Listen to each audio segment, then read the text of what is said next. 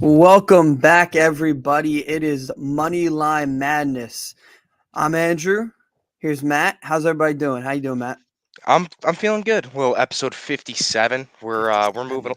along here now, and we're just making our way through the MLB season. Making that dough, and soon enough, like we said last episode, soon enough we're gonna be have a futures episode for you guys on Oh some my God, yeah. football. But today we're gonna be talking baseball. A lot going on. Obviously, the trade deadline has come to a conclusion. So, with that being said, Andy, let me ask you, how do you feel about the moves that the Mets made? I'll be honest. I was very underwhelmed, and I think that was. I think I said that on Twitter, and I was pretty mad about everything in all my Mets group chats. Like they got better. Don't get me wrong. I mean, yesterday the reliever they traded for, Michael Givens, got shelled. His ERA amazingly went from 266 when they traded him to a day later it's now 370. So that's never a good sign. So, Mm. but underwhelmed, but they got better. I mean, this team's good enough to win the World Series if Jacob DeGrom does what he did the other day. So I really don't know if a prospect was worth mortgaging what you could already win. But yeah, it was underwhelming. But I think in all of baseball, I think it was a very exciting trade deadline. To be honest with you. Yeah, I mean, clearly we saw the Padres go all out. They acquired not only Juan Soto, but also Josh Bell in that deal. They went out right before that and got themselves Josh Hader, and then they went and got an all-star in Brandon Drury as well. So, excuse me. You take all that into account, you still feel that the Mets are World Series. I wouldn't say favorites out the National League, but you're still sitting comfortable with a World Series level team over there. Yeah, everybody knows that in the playoffs, pitching is the most important thing by far. I mean, you're not going to hit home runs that much in the playoffs. You're going to be facing good pitchers. So the Mets are very loaded in that sense. They have a lot of good pitchers, great pitchers, even in the rotation, and they have the best closer in baseball. But I think their lineup is good enough to get you to the World Series. It's not the Padres lineup is going to have to carry them. Like they don't have the pitching the Mets have. They have a couple of good starters, but really they have a weaker back end of their rotation, and their bullpen's pretty one guy, one sided, if you will, now with Josh Hader. So really, I think the Padres are also World Series contenders. Dodgers, obviously. I'm not really sure about the Braves. I don't think they're that good of a team. I've said that for weeks. And we'll see tonight. I guess we got a 5 game Interesting. series. We're Yeah, this is starting the best. with them. This is the So best way to see it. A 5 game yeah, set against the Mets. So yeah, I mean, it's really tough to say. We're gonna have to see how that plays out. But from a Yankees standpoint, I was pretty happy with the moves that the Yankees had made. They had addressed pretty much everything that we had been asking them to. They went out and they got a reliever. They came out and they got Efrost, and then they went and they go and they get Frankie Montas on top of that. And in that deal as well, they get Trevino to come over. So that's pretty exciting. I mean, I'm not considering him anything fantastic, but another bullpen arm we will definitely but what if they can take. get him right? He is fantastic. So that's He why that has was he a good has good deal. stuff. Yeah, He's he's been a known to really have good really pitcher. good stuff. It's just Yeah, somewhat of a down year for him. So yeah. I guess if there was a time to kind of take him on the squad, it's when there's no pressure on him. So Yeah. I mean, that now seems like the time. On top of that, they go and they get Harrison Bader. That's a great move in my I opinion. thought that I'm was a very odd move. I just think if you're gonna make that move, they should have traded for another starter. But they got Harrison Bader, who's a really good defender and a pretty solid hitter. So they Yep, don't have to worry about center field for the next at the 2 years. price of That's for just sure. Jordan Montgomery. So Yeah, I think something GMs always have to weigh is it okay to create another hole to fill another one? But in that case, I think it was because as much as it created another hole in the rotation, when Luis Severino comes back, Jordan Montgomery wasn't going to be on the playoff roster, so I really don't think that mattered. So I'm yep. pretty happy they didn't trade it, Volpe. I'm really happy because I get to go see him tonight. So I'm very excited about that. Nice, yeah, and he's going to Yeah, be playing. Obviously, that'll be a great Somerset, game. man. He's No. so talented, and the Somerset Oh, Patriots are amazing. always a super fun Yeah, game to yeah, go attend. All right, well, I mean, I think the Yankees had made some great moves. Obviously, you're a little bit underwhelmed with the way Stevie a little C bit. and everybody else had performed. We got the Most Sports account coming in with a comment. What up, gang? How we doing? But yeah, I mean, it's tough. I would say to accept more so the Mets side of things being that the Padres made the moves that they did. That's something that yeah. If the Astros made those same types of moves, and they had, don't get me wrong, getting Christian Vasquez and Trey Mancini was good moves for them. But excuse me, if they You're come out good. and the hiccups are going crazy today. I Oh, I see apologize. that. Um, if they come out and they make those same types of trades for, say, a generational 22-year-old, I mean, I would have been a lot more intimidated. So I get where you're coming from in the sense that that part of the Padres making moves kind of underwhelms the Mets a little bit more. They kind of took all the star power away from New York when, the telltale thing was, oh, Juan Soto. I mean, he could be a Met. Everyone was saying he could be a Met. Wilson Contreras could be a Met. But then all of a sudden the deadline comes and it just kind of was Yeah, slightly underwhelming. So I yeah, understand where you're coming from in that side yeah. of things. I I agree with you, but the sense that in a few years the Padres are going to be very bad. Like that's at Juan Soto's probably not going to re-sign there just because he's going to make an ungodly amount of money. And like we said when he first asked for the trade, there's only like 3 teams that can afford him. The Padres are probably not one of them because they're already paying Tatis And and Machado. Machado, so they're probably not going to be able to afford him. So they'll get a 2.5 year window where hey they can go win a championship. After that, they have no prospects anymore. And granted, that sometimes doesn't matter, but they don't have any pitching prospects anymore. Mackenzie Gore, who I loved, I think he's going to be an ace of a staff one day. He's now in Washington. I mean, they gave up pretty much every significant prospect, I think, with the exception of one. Yeah. And that's a gamble. That's a lot like what the Brooklyn Nets did, and it didn't work out. So hopefully for the Padres, this one works out. But yeah, that's the risk they're taking. The Mets were not willing to do that, and ultimately, I don't want the Mets to do that. The Mets can win the World Series this year with or without Juan Soto. I don't know if the Padres could because their offense was lacking significantly. Now it doesn't. It's actually might be the best lineup in the NL at this point. But It's dangerous. I mean, last night they put out that lineup and all the quote tweets were just, yeah, holy without shit. Tatis, everybody was saying this lineup's making the debut. There was no Tatis. Just wait till he's there. I mean, it's gonna be insane. Yeah, it's gonna be pretty nuts. But I mean, until then, that's the thing. Like, I don't trust Tatis. Not that I don't trust him because he's also a generational talent. Mhm. He's a absolute stud, a superstar, and one of the faces of the MLB. But trusting him to come back on the scene and be the same guy he was coming off of, not playing baseball for almost a year, Mhm. that's tough. That's going to be really hard. And although there's not a lot of pressure around him with the superstars he has surrounding him, now there's a lot of eyes on that San Diego Yeah. Padres team, and for them, it probably feels like World Series or bust at this point. Oh, it is. Oh, for the next, I'll say year and a half because I think it could get very interesting if they win a World Series. They might just flip Juan Soto there and get prospects back. Like that's going to be a real option at one point.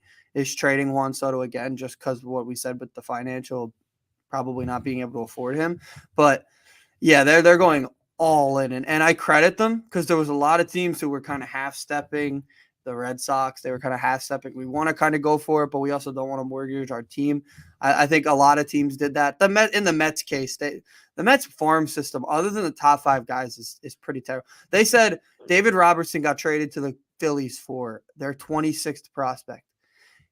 Somebody said that he would be a top 5 prospect in the Mets system because he's a great pitcher. The Mets don't have any pitching that they could give anybody. That's why the Mets really Yep. couldn't get David Robertson. I mean, it really that was why I was okay with it. The Mets lack so much in farm system, and the Padres, for example, they had the best They had coming in, everything. and now the Nationals have one of the best because they basically took everybody. But yeah, Yep. on the national side, I give them a lot of credit. That's a tough move to make, and that team is terrible. They're bad. But man, They're that bad. team's gonna have some star players on it in a few years, and then they'll trade him again.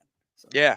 Well, starting off, I mean, we may as well dive right in talking about the Nationals because they have a game today going up against the Philadelphia Phillies, and actually who the Phillies who's happen to pitching today? Come acquire. on, Hey, the who's Phillies pitching happen to today? acquire one of the most hated Moneyline Madness players, on this podcast, and that is I Noah think Syndergaard. I think I heard somebody say that the other day. It was a possibility.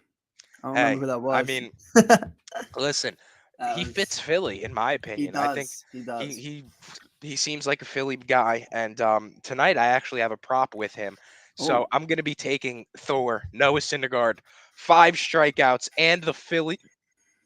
I'm gonna be taking Noah Syndergaard, you need some. aka Thor, 5 strikeouts and a Philadelphia Phillies win tonight, and I that like comes in that. at plus 170.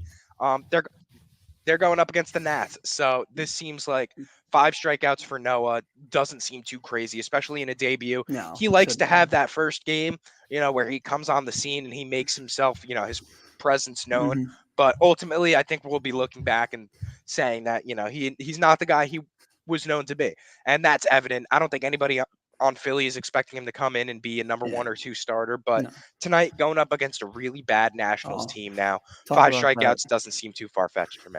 Yeah, I'm also on that game. I'm at -1.5 with the Phillies. I was there for the Nationals yesterday. They're dreadful. They had one good inning and it was really cool, but they are very Pitiful. bad. Like when I read the lineup, we were getting excited for like one guy just to hear his walk up song, but like the team was horrible. Like everybody was probably would be AAA at every other team. So I honestly, um, not much talent there. He does not have to compete with any good hitters tonight. Maybe Nelson No, Cruz if he plays, but he's a strikeout machine that this year. So exactly. Yeah, he it's hasn't been what really he's known to be. it's such a tough If thing he for was them this having year. somewhat of an okay season, they probably could have sold him for a few assets come Oh yeah, but he's deadline been time. But horrible. nobody wants him Yeah. right now.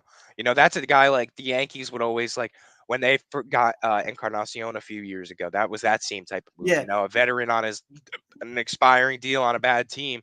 See if you could go Yeah. snag him away. If there was still the waiver, you remember the waiver deadline when you could in August you could still trade players. Yes, yes, yes. He would be that kind of guy, but that's gone. So Yep. he's stuck there. Sorry. So Yeah. Speaking of another team that's kind of stuck, I'm looking at the St. Louis Cardinals right now because a team that was mentioned in so many deadline deals, um, seemed to somewhat sell. I mean, not even sell, but they just kind of stayed the same. They got rid of Harrison Bader. Any other moves that they made didn't really move a needle for me. Um, they kind of stayed the same. I'm not impressed with what they have going on over there. I thought they were going to be pretty deep into the Juan Soto mhm. sweepstakes, and that's what it had seemed like for a little while. That it was really the Cardinals' player to lose in Soto. Yeah, So, excuse me. you're good. Seeing him go over to San Diego has to be somewhat annoying for Cardinals fans. Yeah, I think the Cardinal. I don't know if they sold necessarily. I thought the Bader trading Bader was weird, but I mean he was hurt anyway. So honestly, I don't know if that made a huge difference. But they did upgrade their pitching a lot. I mean, we'll probably this weekend see Jordan Montgomery make his debut against the Yankees. We're seeing Jose Quintana today. So Yeah. they did upgrade their pitching, but they're not. They're one of the Brewers and Cardinals are making the playoffs. Yeah. Like they are They're not both winning shit. they're When both it, very mediocre teams that didn't get better. Honestly, if you're going to talk about a team that sold, what the hell did the Brewers do? I mean, they traded probably their best closer. I mean, Devin Williams is pretty good, but they both the Cardinals and Brewers they're a said little bit we're lost not. right Yeah, now. We're they not both competing. they both kind of said we're not winning. Let's just do minimal things, and that's what the Braves did last year, and look what happened. So maybe, but yeah, I like the Cardinals today. I mean the Cardinals today though, but Yeah, going that's up against the Cubs, I have the Cardinals run oh, line over there, and I'm going to be taking because they have a doubleheader today. I'm going to be taking that in game one, starting at 1:15. Miles Michaelis at home against your boy M. Stroud. Marcus. So, Yeah, I mean, I saw a Stroman jersey at the stadium yesterday. I wanted to push the guy over. The was it a nicest way I kid? could say that. It was a guy. It was a man. Wow, a grown man. Yeah. Very, very interesting. But Cardinals -1.5 today comes in at plus 130. We know Strosho's been known to give up bombs this season. The deep ball in St. Louis is going to be flying. So at plus 130, I'm liking plus money for -1.5 on the run line. What about a Paul Goldschmidt home run? I think I'm in on that. I mean, A what do we Goldie got on home that? run. What are the odds Well, on if you that want to one? go with the Paul Goldschmidt home run and St. Louis to win the game, that comes in at plus 500. I like that because honestly, Stroman's Stroman's not great. No, It would be a pretty easy. I mean, it wouldn't be an easy home run. There's no such thing, but no, but I it like would that be for a plus pretty 500 yeah. value wise. Oh yeah, I like that as well. yeah. I'm in All on right, that so one too. we had been talking a lot about the Padres, and then they come out and they have probably one of the easiest series that they're going to see all year. I mean, they're going up against the Colorado Rockies at Really, you think home. that's the easiest? Yeah. Look who they play next. Yeah, who is that? Heading to Washington. Yeah. Oh man, Soto back in Washington. When they put that on the scoreboard yesterday, I was like, "That's not right. That there's yeah. no way he's actually coming back yet. That he's coming back this week. This weekend, next weekend, maybe. Yeah, bad. They're going to be. Man, yeah, Padres are pushing wins right now. The Dodgers better watch out. They better win every game they yeah, play. the Dodgers need. Hey, they just got Joey Gallo, a true winner. So they're gonna be competing over there in LA. But tonight, the San Diego Padres, like I said, going up against the Colorado Rockies. Um, the run line comes in at -1.5, obviously, and that comes in at -130. So I'm gonna be hammering that one home. And then on top of that, I think tonight is the night that the offense gets flowing for San Diego, and I'm going to be taking the over as well, which comes in at a little bit of a -118 over 7.5 runs for the Padres Rockies game. Mhm.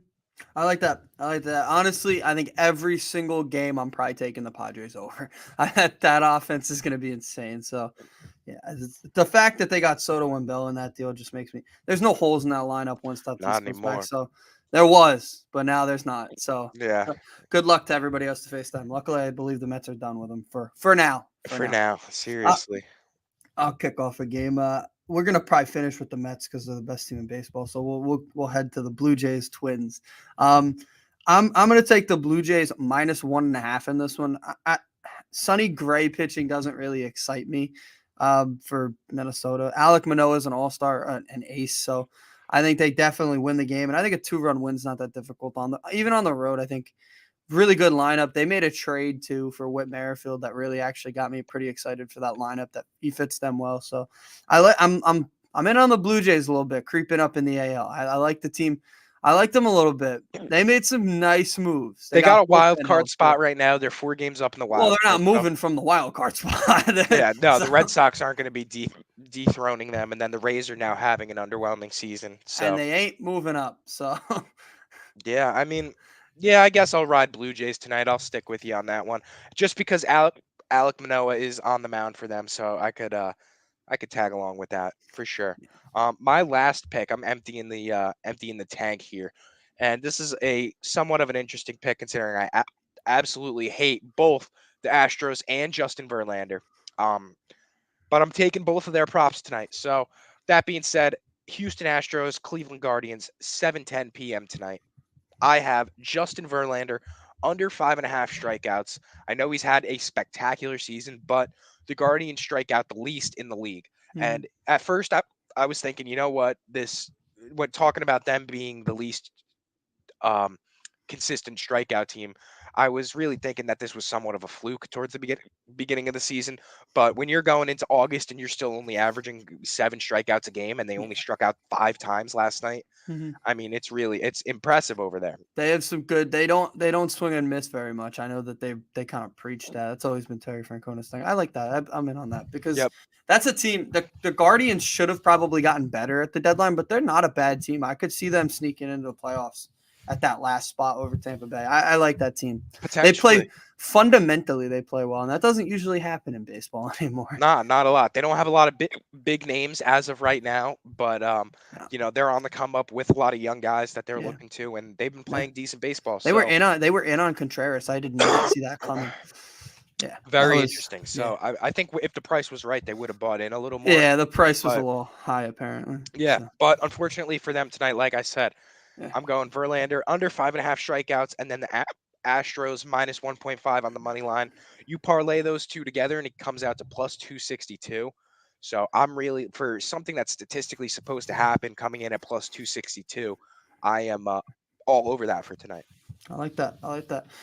Houston's amazing. I got two more. One I'll be quick with just because it's kind of a throw in because I think it happens a lot. Shohei Otani to record an RBI today. I'm gonna go. He's at +125. I think that's plus money. That's pretty good. Gets every game he plays pretty much gets an RBI. I mean that's not the problem. The problem is it's the only one that the team has.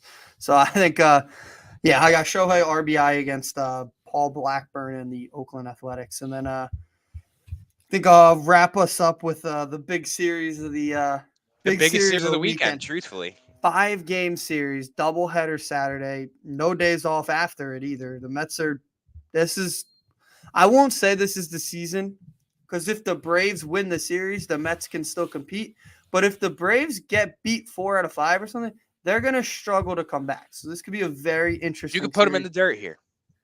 if the Mets take 4 or 5, they could be 6.5 up. I would take that. I don't expect them to win all 5 games, but yeah, I think this could be a really good series tonight. Kyle Wright on the mound. He's been amazing this year, and he hasn't pitched against the Mets yet, so that's going to be big. I'm taking the over at 8. This is the one game in the series I think goes over because it's Carrasco, I was and I going to think he say the same thing. has a Just little being bit that it's of a Cookie.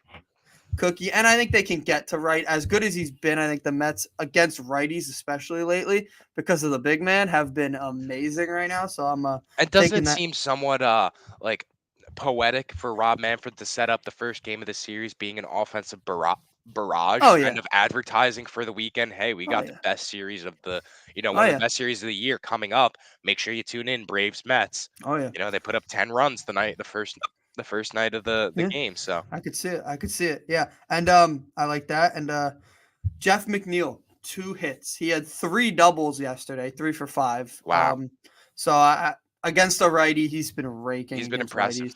It's just when they play lefties, the guy's been terrible, but they're not playing a lefty tonight. So Jeff McNeil, plus 260 on that. And then for the winner, I'm going to go Mets money line. I'm not taking the run line because I don't know how many they're going to win in this, but I think at home, the stadium's going to be insane during the weekend. I Booming. assume tonight it's going to be insane as well. So, yeah, I think the Mets are going to have to wake up for this one. Yesterday was as great of a game as it was.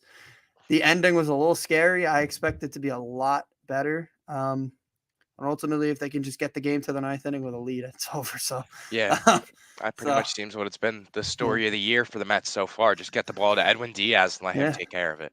oh yeah, So that's big series. I can't wait. Honestly, I can't wait for this series. And unfortunately, I'll probably be watching on my phone tonight at the yeah, minor league game, but I it's did. gonna be insane. It's going to be a great game, and I actually did get asked if I wanted to go by one of my friends who has Oh, an did extra you? ticket. Yeah, Look at that. unfortunately, I also have to work, but Oh, yeah, just such a shame. It's going to be a great game, unbelievable. and it's going to be one of the best series of the season. Oh yeah. So looking forward to that from not only a betting standpoint, but from a baseball fan Oh standpoint. yeah. So yeah, I don't know if you have any more picks for No, today, I'm but good. I'm good. Football. A lot. I saw an interesting football thing today. I think I'll save it, but some interesting football tweets I saw for betting. yeah, Very odd. for betting wise, well, Oh yeah, some with odds. that being said, maybe we could come back this coming weekend with a little bit of an NFL preview. Yeah, I think we should split them. I know you guys are splitting them by division on Most Sports TV. Maybe we should do an NFC and then an AFC day. Yeah, we could do I that. think We we can should do that. absolutely do Yeah. that. Well, you guys heard it here first. So, in the next episode of Moneyline Madness, we will be discussing one of the two divisions or conferences in the NFL and some futures, maybe a couple Oh yeah. top fantasy prospects The we feel. MVPs. Yeah, some Oh MVP yeah. futures, all that type of good stuff. So, without further ado, this has been Moneyline Madness, episode 57. Thank you very much, everybody, for tuning in, and we will catch you in the next one. Peace. Let's go Mets.